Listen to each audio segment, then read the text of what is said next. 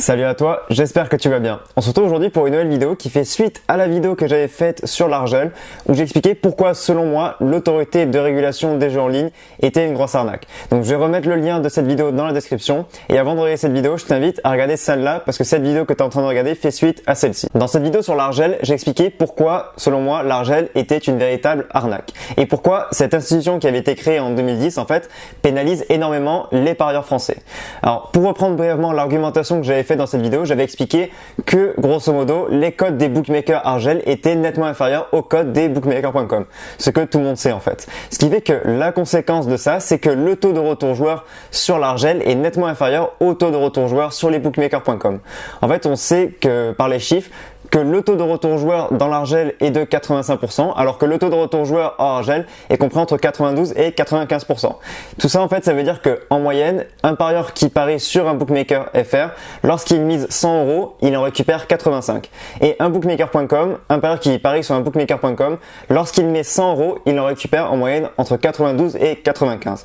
Ce qui veut dire que vous avez beaucoup plus de chances, si vous faites des paris en fait très régulièrement, de gagner de l'argent en pariant sur des bookmakers.com au lieu de parier sur des bookmakers.fr. Et dans cette vidéo, j'ai expliqué pourquoi le taux de retour joueur est nettement inférieur sur les bookmakers Argel que sur les bookmakers.com. Et l'explication, c'était que l'État français, à travers l'Argel, mettait une taxe de 8% sur chaque mise d'un parieur qui parie sur un bookmaker Argel. Que la mise d'ailleurs soit gagnante, qu'elle soit perdante ou que le pari soit remboursé, etc.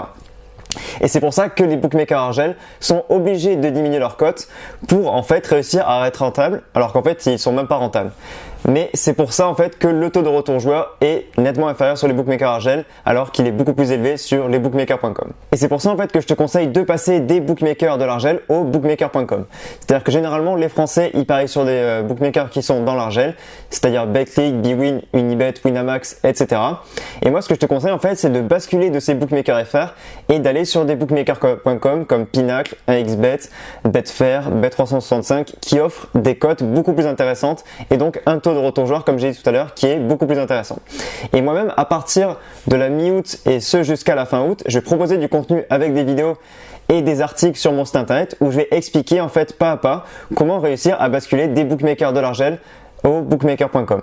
Comment en fait réussir à s'inscrire sur un bookmaker.com, comment réussir à placer de l'argent, à transférer de l'argent sur un bookmaker.com et comment finalement parier sur un bookmaker.com pour pouvoir profiter de meilleurs codes. Sur ce, je t'invite comme d'habitude à me suivre sur tous les réseaux qui seront dans la description et moi je te dis à bientôt. Ciao.